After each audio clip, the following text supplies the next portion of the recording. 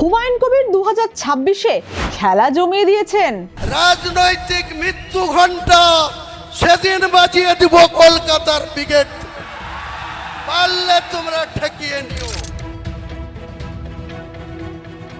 আর অধীর রঞ্জন চৌধুরীও ফুল দমে ময়দানে।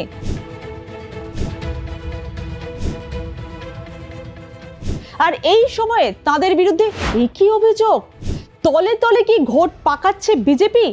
তৃণমূলের সংখ্যালঘু ভোট কাটতে কিনা হুমায়ুন কবির ও অধীর রঞ্জনই ভরসা। কে করছে এমন অভিযোগ? অবশ্যই বলবো তার কথা।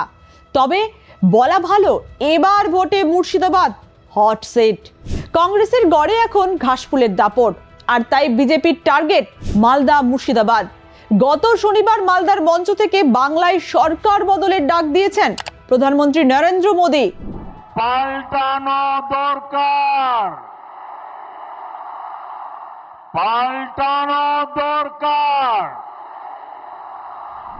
নরেন্দ্র মোদী যখন মালদা থেকে বদলের ডাক দিচ্ছেন, তখন মুর্শিদাবাদ উত্তপ্ত সংখ্যালঘু পরিযায়ী শ্রমিক মৃত্যু নিয়ে। এই মুর্শিদাবাদে সংখ্যালঘু ভোট বড় ফ্যাক্টর, তাই প্রার্থী বাছাইয়ের ক্ষেত্রেও সেই দিকেই নজর দেন রাজনৈতিক দলগুলি। এই যেমন ধরুন না, লোকসভা ভোটে বহরমপুরে কংগ্রেসের হেভিওয়েট প্রার্থী অধীর রঞ্জন চৌধুরীর বিপরীতে তৃণমূল প্রার্থী করে ইউসুফ পাঠানকে। সবুজের দাপট আর ইউসুফ পাঠানের ব্যাটিংয়ে কুপোকাত হন পোড় খাওয়া রাজনীতিবিদ অধীর রঞ্জন চৌধুরী।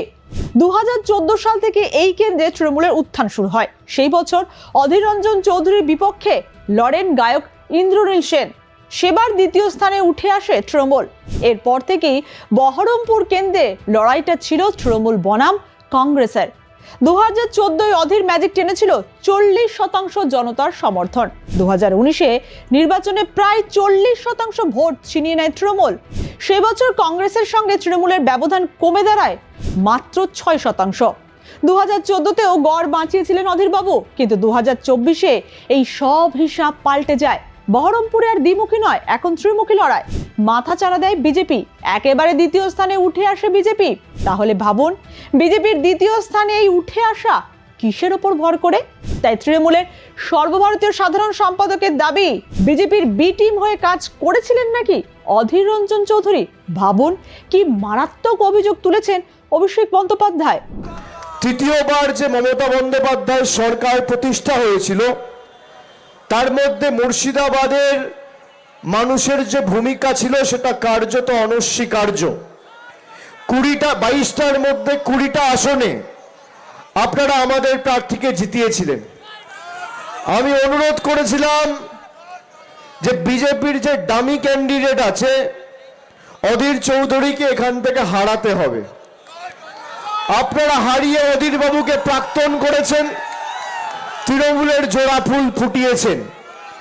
আমি মুর্শিদাবাদের মানুষকে নত মস্তকে সকলকে প্রণাম জানাই, নত মস্তকে।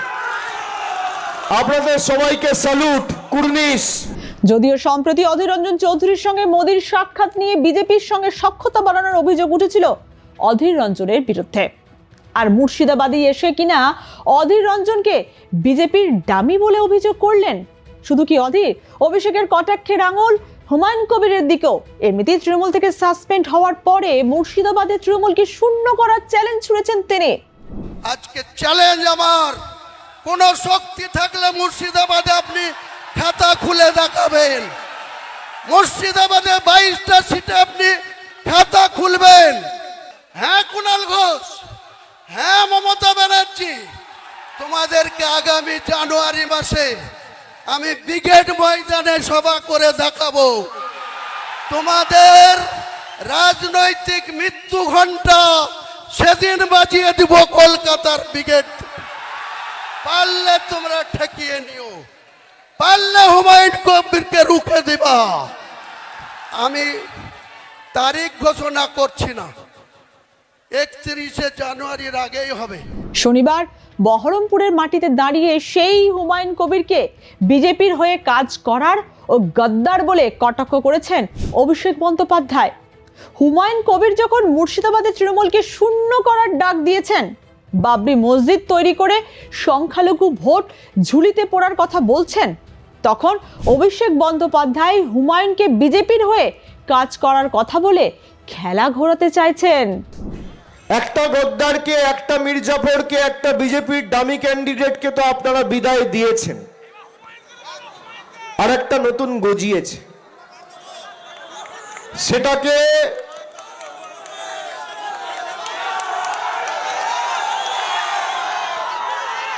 গণতান্ত্রিকভাবে ব্যবস্থা করতে হবে।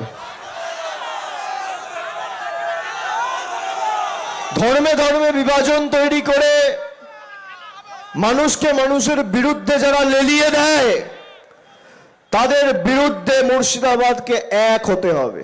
বাবরি মসজিদ নিয়ে রাজনীতি করছে, 2019 সালে সেই বিজেপির প্রার্থী ছিল, হ্যাঁ কি না? হ্যাঁ কি না? বিজেপির সাথে কার যোগাযোগ? কার যোগাযোগ? তার প্রকৃত স্বরূপ খুব শীঘ্রই জনসমক্ষে আসবে, অপেক্ষা করুন। তার আসল চেহারাটা খুব তাড়াতাড়ি জনগণের কাছে আসবে। হুমায়ুন কবির তৃণমূল থেকে বেরিয়ে নতুন দল খুলেছেন, আবার বারবার মুসলিম ভাইদের কথা বলে হাওয়া গরম করে রেখে দিয়েছেন মুর্শিদাবাদে।